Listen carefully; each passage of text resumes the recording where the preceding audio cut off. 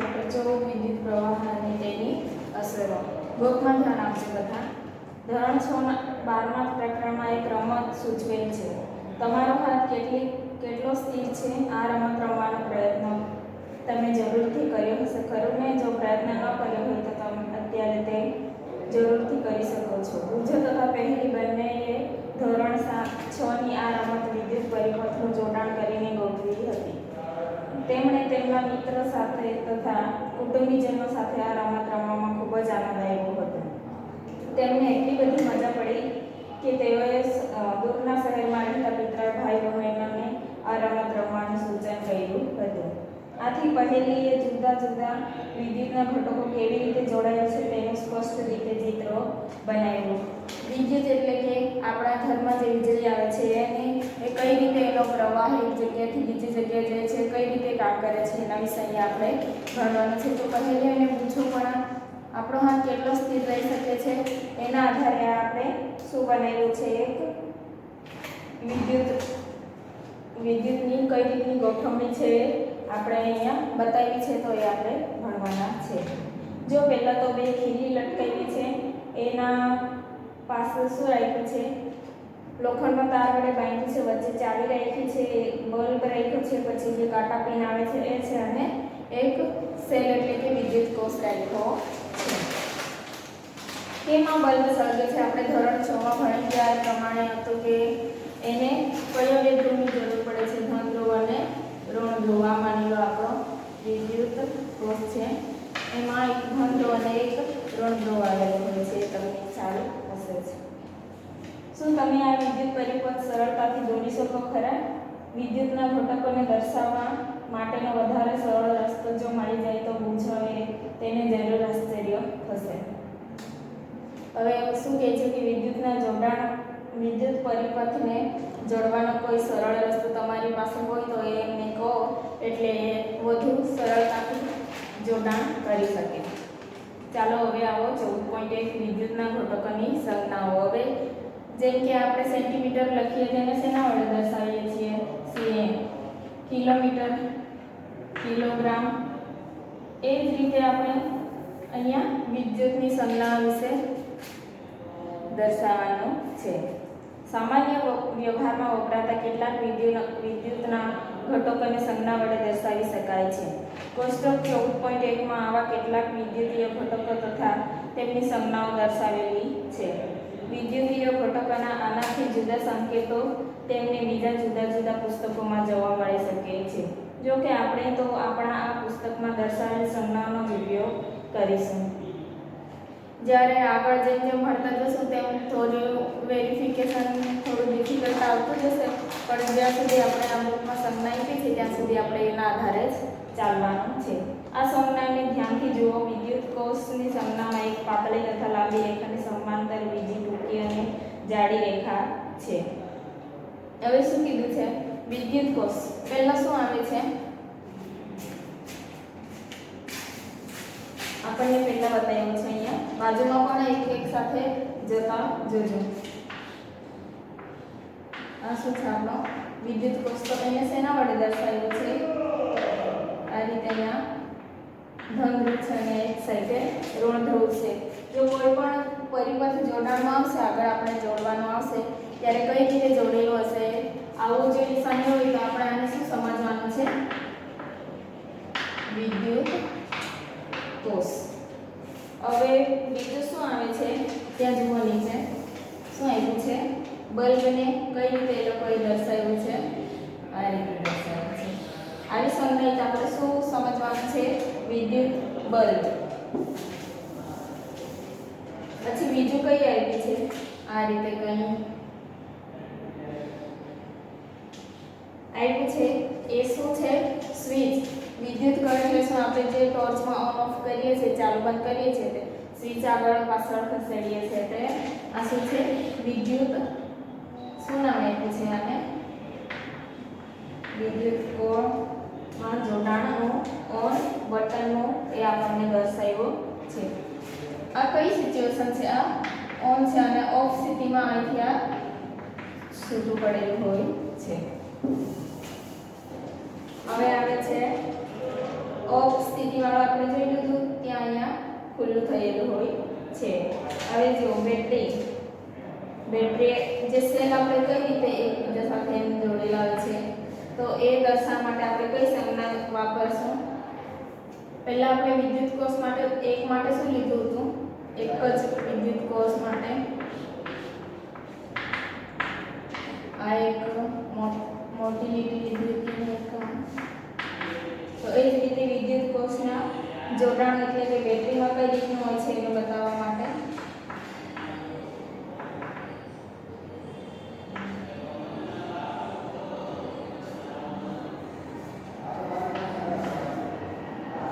આ રીતનો એ જે છે શું છે, આ બેટરી છે અને આ વિદ્યુત કોષ છે. જ્યારે એક જ આવે ત્યારે શું સમજવાનું છે આપણે? આ વિદ્યુત કોષ છે અને જ્યારે બે જોડાયેલ હોય પ્લસ માઇનસ ત્યારે શું સમજવાનું છે આપણે? એ શેની શું જોડેલું છે? આગળ આવશે આપણે ભણવાનું કે કઈ રીતે વિદ્યુત પરિપથ આખો તૈયાર કરવાનો છે, ત્યારે આપણે આ સંજ્ઞા કામ આવશે. ત્યારે આપણે ત્યાં ડાયરેક્ટ બેટરી કે સેલ એ બધું નથી જોડવાના. આપણે ડાયરેક્ટ શેનો ઉપયોગ કરવાનો છે? આ સંજ્ઞાનો ઉપયોગ કરવાનો છે. અને આ શેના માટેની નિશાની છે? એ લીટી જોડાણ તાર માટેની છે. હવે આમાં તમને સમજાઈ ગયું હશે, કેમ કે અહીંયા બુકમાં એકદમ સરળતાથી આવ્યું છે. તે છતાં એકવાર વાંચું છું. વિદ્યુત કળ માટે જોડાણની અવસ્થા ખુલ્લી હોય છે માટેની સંજ્ઞાઓ જુદી જુદી આપેલી છે. જુદા જુદા ઘટકોના જોડાણ માટેના જોડાણ તારને રેખા વડે દર્શાવાય છે. કોષ્ટક 14.1 માં વિદ્યુત કોષ માટેની સંજ્ઞા પણ આપેલી છે. વિદ્યુત કોષ શું છે એ તમે જાણો છો. વિદ્યુત કોષ શું છે? એમાં શું આવેલું હોય છે જેના લીધે વિદ્યુત ઉત્પન્ન કરે છે? રાસાયણિક પદાર્થ આવેલો છે. બેટરીની સંજ્ઞાને ધ્યાનથી જુઓ. વિદ્યુત કોષ શેની બનેલી હોય છે? વિદ્યુત કોષ એ રાસાયણિક પદાર્થની બનેલી હોય છે. આથી આકૃતિ 14.2 મુજબ બે કે તેથી વધુ વિદ્યુત કોષનું જોડાણ કરીએ છીએ તે ખાસ નોંધો. એક વિદ્યુત કોષનો ઘટકો ત્યાર પછીના વિદ્યુત કોષના ઋણ ધ્રુવ સાથે જોડવામાં આવે છે. આવા બે કે તેથી વધુ વિદ્યુત કોષના જોડાણને શું કહે છે? બેટરી કહે છે. આ વ્યાખ્યા તમારે નોટમાં લખવાની છે. ટોર્ચ, ટ્રાન્ઝિસ્ટર, રેડિયો, રમકડા, ટીવીનું રિમોટ કંટ્રોલ જેવા ઘણા વિદ્યુતના ઉપકરણોમાં વિદ્યુત કોષ વપરાય છે. જો કે કેટલાક ઉપકરણોમાં આકૃતિ 14.2 દર્શાવ્યા મુજબ વિદ્યુત કોષોને હંમેશા એકની પાછળ એક રીતે ગોઠવવામાં આવતા નથી. જો અહીંયા બતાવ્યું છે આકૃતિ 14.2 આમાં શું છે? પહેલા તો બે વિદ્યુત કોષ ધરાવતી બેટરી છે અને બીજી જે છે એ શું છે? 4 વિદ્યુત કોષ ધરાવતી બેટરી છે. નાની બેટરીમાં 2 સેલની જરૂર પડે છે, ત્યારે મોટી બેટરીમાં કેટલા સેલની જરૂર પડે છે? 4 સેલની. જ્યારે આપણા ટીવીના રિમોટ છે એમાં 2 સેલની જરૂર પડે છે.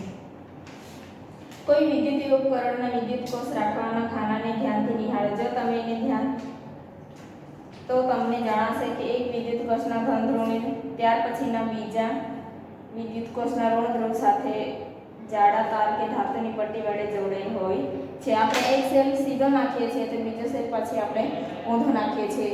ટીવીના રિમોટમાં આવી સિસ્ટમથી જે આપણે સેલ નાખ્યા હોય છે તમે જોજો. બેટરીના ખાનામાં વિદ્યુત કોષની સાચી રીતે જોડવા માટે તમને મદદરૂપ થાય તે માટે ધન ધ્રુવ અને ઋણ ધ્રુવની સંજ્ઞાઓ નિર્દેશ ત્યાં કરેલ હોય છે.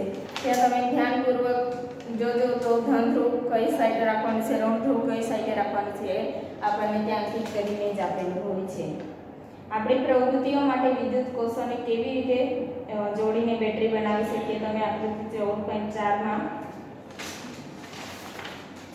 આપણને આકૃતિ 14.4 બતાવ્યું છે કે બેટરીનું કઈ રીતનું જોડાણ હોય છે. જો પાછળ આકૃતિમાં આવો આ બેટરીમાં પણ આપણી આવી જ રચના હોય છે. આ બંને વાયર છૂટા છે. ઓન કરીએ તો બંને વાયર ચોક થઈ જાય છે અને ઓફ કરીએ તો એ વાયરનું કનેક્શન તૂટી જાય છે. તેના લીધે બલ્બ પ્રકાશિત થતો નથી. દર્શાવેલી વિદ્યુત કોષ હોલ્ડર બનાવી શકો છો. તે માટે લાકડાનો ટુકડો, લોખંડની કે સ્ટીલની 2 પટ્ટીઓ અને રબર બેન્ડની જરૂર પડશે. આ લોકોએ શું લીધું છે? સ્ટીલની 2 પટ્ટીઓ, 2 સેલ, એક રબર બેલ્ટ અને નાના વાયરના ટુકડા લીધા છે.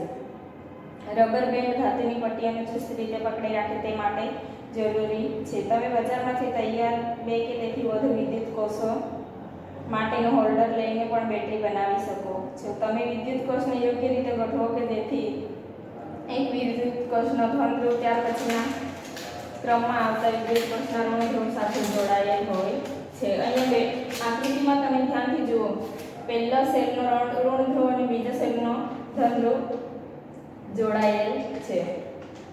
હવે વિદ્યુત કોષ હોલ્ડરમાં આવેલી પાસેની ધાતુની પટ્ટીની આકૃતિ 14.5 મુજબ વાહક તારના ટુકડાઓ વડે જોડી દો. તમારી બેટરી ઉપયોગ માટે તૈયાર છે. જો આ રીતે એ લોકોએ શું કર્યું છે, સ્પ્રિંગ જેવી પણ રચના આવેલી હોય છે. એમાં આપણે ખાસ કરીને આવી રચના રિમોટમાં જોવા મળે છે. તમે જોજો, એક સેલ આપણે સીધો નાખીએ છીએ અને એક ઉલટો નાખીએ છીએ.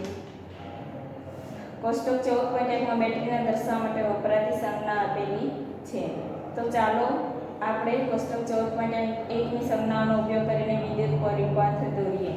હવે આપણે વિદ્યુત પરિપથ દોરીને કઈ રીતે આપણે જે બલ્બ છે, સેલ છે, કઈ રીતના વાયરનું જોડાણ, સ્વિચ ને એ બધાનો ઉપયોગ કરીને એક પરિપથ તૈયાર કરવાનો છે.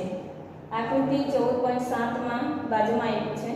દર્શાવ્યા મુજબ વિદ્યુત પરિપથ બનાવો. ધોરણ 6માં વિદ્યુતનો બલ્બ પ્રકાશ આપે તે માટે આના જેવો જ વિદ્યુત પરિપથ વાપર્યો હતો. તમને યાદ છે કે વિદ્યુત બલ્બ ત્યારે જ પ્રકાશ આપે છે જ્યારે વિદ્યુત કોણ જોડાણની ઓન સ્થિતિમાં હોય છે. જે સ્વિચ ચાલુ હોય ત્યારે જે બલ્બ પ્રકાશિત થાય છે એવું કહેવા માંગે છે. જેવી વિદ્યુત કોણ ઓન સ્થિતિમાં ખસે છે કે તરત જ વિદ્યુત ગોળ પ્રકાશિત થાય છે. તમારી નોટબુકમાં આ વિદ્યુત પરિપથને દોરી લો. જુદા જુદા વિદ્યુતના ઘટકોની સંજ્ઞાઓ પરથી તેની વિદ્યુત રેખાકૃતિ પણ દોરો. શું તમારી રેખાકૃતિ આકૃતિ 14.8માં દર્શાવેલ રેખાકૃતિ સાથે સામ્યતા ધરાવે છે? સંજ્ઞાઓની મદદ વડે વિદ્યુત પરિપથની રેખાકૃતિ દોરવી ઘણી સરળ બને છે. તેથી આપણે સામાન્ય રીતે વિદ્યુત પરિપથને તેના પરિપથ રેખાકૃતિ વડે જ દર્શાવીએ છીએ. હવે પહેલા આપણને શેની આકૃતિ આપી છે? અહીંયા એક આ શું આપ્યું છે? એક સેલ આપ્યો છે. આ શું છે? એક બલ્બ અહીંયા પ્રકાશિત કરેલો છે અને અહીંયા શું જોયેલું છે?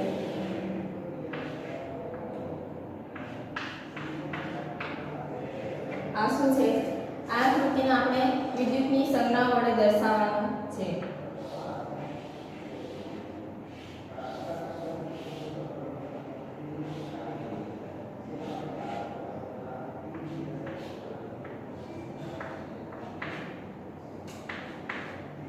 હવે તમે બુકમાં આગળ ખોલો.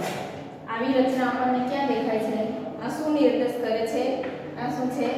વિદ્યુત બલ્બ છે. અને આ શું છે? બુકમાં જો બધા ત્યારે તમને ખબર પડશે. આ શેના માટે આપણને દર્શાવ્યું છે? આવું સ્વિચ માટે. સ્વિચ અહીંયા કઈ સ્થિતિમાં છે? બંને તાર જોડાયેલા છે. સ્વિચ આપણું ઓન સ્થિતિમાં છે. અને આવી રચના આપણે શેના માટે દર્શાવી હતી? વિદ્યુત કોષ. તો આ જે વિદ્યુત કોષ છે એને આપણે કઈ સંજ્ઞા વડે દર્શાવ્યું? આવી સંજ્ઞા. આ શું છે? આ જે અહીંયા દર્શાવ્યો છે એ આપણો અહીંયા બલ્બ છે. અને આ શું છે? આપણે શેના માટે રાખ્યું હતું? વિદ્યુત કળ એટલે કે આપણી સ્વિચ ચાલુ છે કે બંધ છે. બંધ માટે જો નીચે એમાં બતાવ્યું છે એના નીચે જ ઓફ સ્થિતિમાં જે પિન છે એક છેડેથી ખસેલી છે, એક જ છેડાએ એનું જોડાણ જોવા મળે છે. આવામાં તમારે કન્ફ્યુઝ થવાનું નથી. આ વિદ્યુત કોષ માટે છે અને બેટરી માટે શું હોય છે? આવું બે જગ્યાએ જોડાણ કરેલું જોવા મળે છે. નીચે દેખાય છે તમને. આ શેના માટે વપરાય છે? બેટરી માટે વપરાય છે. આમાં ખબર પડી ગઈ? ચાલો આગળ આકૃતિ 14.9માં બીજી વિદ્યુત રેખાકૃતિ દર્શાવેલી છે. શું તે આકૃતિ 14.8માં દર્શાવેલી વિદ્યુત રેખાકૃતિ સાથે સામ્યતા દર્શાવે છે? એમાં આપણે શું શું બતાવ્યું છે? એમાં ખાલી કઈ સ્થિતિ બીજી બતાવી છે? તે જ સ્થિતિ છે એ પણ હું દોરીને બતાવું છું.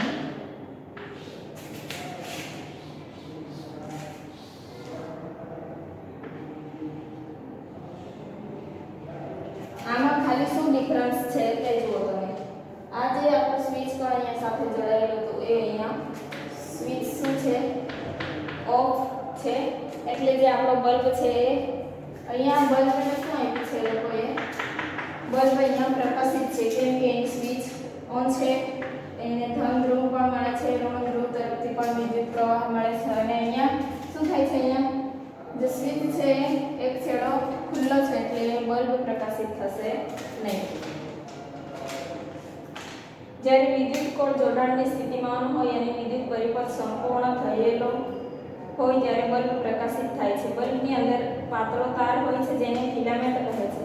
તમને ખ્યાલ હશે તો આપણે જે અંદર પાતળો તાર હોય છે એને શું કહીએ છીએ, ફિલામેન્ટ કહીએ છીએ. બલ્બની અંદર પાતળો તાર હોય છે જેને ફિલામેન્ટ કહીએ છીએ. જ્યારે તેમાંથી વિદ્યુત પ્રવાહ પસાર થાય છે ત્યારે તે પ્રકાશ આપે છે. જ્યારે બલ્બ ઉડી જાય છે ત્યારે ફિલામેન્ટ તૂટી જાય છે. અમુક વાર બલ્બ નહીં સળગે તો શું થાય, ફિલામેન્ટ તૂટી જાય છે, ક્યાં તો સેલ પૂરો થઈ ગયો એમ આપણે કહીએ છીએ તો શું થાય, જે સેલમાં રહેલો રાસાયણિક પદાર્થ છે એ પણ પૂરો થવાને લીધે બલ્બ અમુક વખત પ્રકાશિત થતો નથી. જો બલ્બની અંદરની રહેલ ફિલામેન્ટ તૂટી જાય તો શું પરિપથ સંપૂર્ણ ગણે, ત્યારે સંપૂર્ણ પરિપથ ગણાતો નથી. શું બલ્બ આ સંજોગોમાં પણ પ્રકાશ આપતો રહેશે, બલ્બ પ્રકાશ આપશે નહીં. તમે કદાચ નોંધ કરી હશે કે પ્રકાશ આપતો વિદ્યુત બલ્બ ઉષ્ણ બની જાય છે. તો તમે જાણો છો આ શા માટે થાય છે, ચાલો ભાઈએ. વિદ્યુત પ્રવાહની ઉષ્મીય અસર 14 પ્રવૃત્તિ કરીએ હવે 14.2. એક વિદ્યુત કોષ વિદ્યુત બલ્બ વિદ્યુત કણોના જોડાણ માટે તારવો. આકૃતિ 14.9 માં દર્શાવ્યા મુજબ વિદ્યુત પરિપથ તૈયાર કરો. આ પ્રવૃત્તિ માત્ર એક જ વિદ્યુત કોષનો ઉપયોગ કરીને કરવાની છે. વિદ્યુત કણને ખુલ્લી સ્થિતિમાં રાખો. શું વિદ્યુત બલ્બ પ્રકાશ આપે છે, બલ્બનો સ્પર્શ કરો. હવે વિદ્યુત કોણને જોડાણની સ્થિતિમાં લાવો અને વિદ્યુત બલ્બને આશરે 1 મિનિટ પ્રકાશવા દો. ફરીથી બલ્બનો સ્પર્શ કરો. તમે કોઈ ફેરફાર અનુભવ થાય છે, વિદ્યુત કણને ફરી ખુલ્લી સ્થિતિમાં લાવીને ફરીથી બલ્બનો સ્પર્શ કરો. હવે આપણે પહેલા શું કરવા કીધું છે, આને થોડીક વાર એમ ખુલ્લું રાખવાનું છે આની જેમ. ત્યારે આપણે બલ્બનો સ્પર્શ કરી જવાનું છે. બલ્બ આપણે એને શું જાણવાનું છે કે એ ગરમ થાય છે કે નહીં. થોડી વાર માટે એમ જ રહેવા દીધું, બલ્બ થોડો પણ આપણને ગરમ લાગશે નહીં. ત્યાર પછી આવું તમારે ઘરે ટ્રાય કરીને જોવાનું નથી. પછી શું કરવાનું છે, પછી એ સ્વિચને ઓન કરવાની છે. 1 મિનિટ બલ્બને પ્રકાશિત થવા દેવાનું છે. પાછું બટન બંધ કરવાનું છે. પછી આપણે આ શું કરવાનું છે, બલ્બને એમ હાથ લગાડીને જોવાનો છે. શું થશે, બલ્બ ગરમ થયેલો આપણને જોવા મળશે. પ્રવૃત્તિ 14.3. આકૃતિ 14.10 માં બતાવ્યા મુજબ વિદ્યુત પરિપથ તૈયાર કરો. આશરે 10 સેમી લંબાઈનો નિક્રમ ધાતુના તારનો ટુકડો લઈને બંને ખીલીઓ વચ્ચે બાંધી દો. વિદ્યુતના સાધનોનું રિપેરિંગ કરતી દુકાનમાંથી તમને નિક્રમનો તાર મળી જશે અથવા ઇલેક્ટ્રિક હીટરની નકામી થયેલી ગયેલી કોઇલનો તાર પણ વાપરી શકો છો. તારનો સ્પર્શ કરો. હવે વિદ્યુત કોરને જોડાણની સ્થિતિમાં લાવો. પરિપથમાં વિદ્યુત પ્રવાહ પસાર થવા દો. થોડી સેકન્ડ પછી તરત ફરી સ્પર્શ કરો. તાર પર હાથને લાંબો સમય અટકાવીને રાખતા નહીં. વિદ્યુત પ્રવાહને કળ વડે બંધ કરતા થોડી મિનિટો પછી ફરી તારનો સ્પર્શ કરો. જ્યારે તારમાંથી વિદ્યુત પ્રવાહ પસાર થતો હોય ત્યારે ગરમ થાય છે. આ વિદ્યુત પ્રવાહની ઉષ્મીય અસર છે તેમ કહેવાય. તમે વિદ્યુતના કોઈ એવા ઉપકરણ વિચારી શકો છો જેમાં વિદ્યુત પ્રવાહની ઉષ્મીય અસરનો ઉપયોગ થતો હોય છે. આવા ઉપકરણોની યાદી બનાવો. આપણને શું લેવા કીધું છે, અહીંયા એક જો બે ખીલી બાંધી છે, બંને તરફ વચ્ચે નિક્રમનો વાયર બાંધ્યો છે. પછી આપણે જેમ પહેલા તૈયાર કરેલું એ જ રીતે આખું વિદ્યુત પરિપથ તૈયાર કરવાનું છે. થોડી વાર એને આપણે પહેલા પ્રવૃત્તિ કરી એમ જ કરવાનું છે. અહીંયા થોડી વાર માટે એને પહેલા તો સ્વિચ ખુલ્લી રાખવાની છે આની જેમ. પછી થોડી 1 મિનિટ માટે આને શું કરવાનું છે, આપણે ઓન કરવાનું છે. 1 મિનિટ પછી સ્વિચ બંધ કરીને પછી એને હાથ લગાવવાનો છે. તો એ જે તાર છે નિક્રમનો એ ગરમ થયેલો જોવા મળશે. એટલે કહેવાય છે કે વિદ્યુત ઉષ્માનું વહન કરે છે કે એમાં પણ ઉષ્મીય અસર જોવા મળે છે. એ જ રીતે જે આપણા ઘરમાં ઇલેક્ટ્રિક સગડી હોય છે કે હીટર હોય છે એ પણ એ જ રીતે કામ કરે છે. રસોઈ માટે વપરાતા ઇલેક્ટ્રિક હીટરને જોયું હશે. આ બધા જ ઉપકરણો તારનું ગૂંચળું ધરાવે છે. આ ગૂંચળાના તારને એલિમેન્ટ કહે છે. તમે નોંધ્યું હશે કે આ ઉપકરણોને વિદ્યુતના સપ્લાય સાથે જોડ્યા બાદ ચાલુ કરવામાં આવે છે ત્યારે તેમના એલિમેન્ટ ગરમ લાલચોળ અને ઉષ્મા ઉત્પન્ન કરે છે. આપણા ઘરમાં ખાસ કરીને તમે ઇલેક્ટ્રિક સગડી હીટર જે છે એ પાણી ગરમ કરવા માટે થાય છે, એમાં પણ આ જ રીતેનું કાર્ય જોવા મળે છે. બીજું, જે આપણી ઇસ્ત્રી હોય છે, આપણે કપડાં પ્રેસ કરવા માટે ઉપયોગ કરીએ છીએ, એમાં પણ એ જ અસર જોવા મળે છે. તારમાં ઉત્પન્ન થતો ઉષ્માનો જથ્થો તેની બનાવટમાં વપરાયેલા દ્રવ્ય પર તારની લંબાઈ તથા જાડાઈ પર આધાર રાખે છે. કેટલું પ્રમાણમાં ઉષ્મા ઉત્પન્ન થશે તે શેના પર આધાર રાખે છે?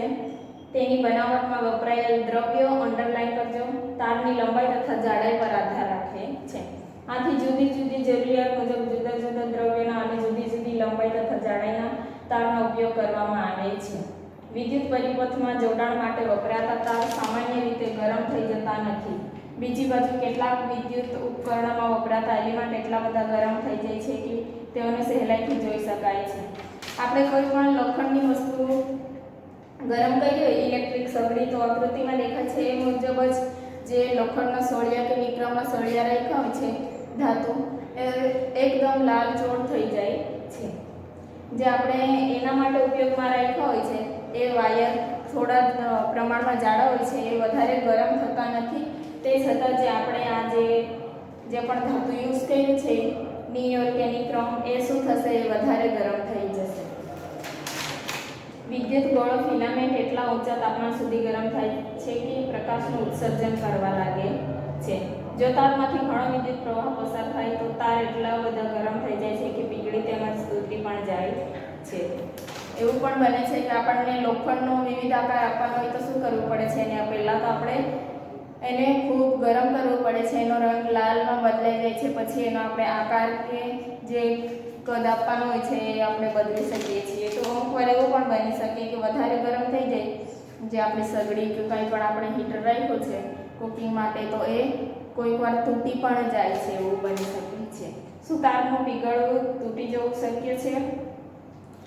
હા, અમુક ટાઈમે એટલું બધું બી નથી તૂટી જતું કે એવું થતું, પણ થોડું જો નાનું પતલું તાર રાખવામાં આવ્યું હોય તો ચોક્કસ તૂટી જવાનું છે.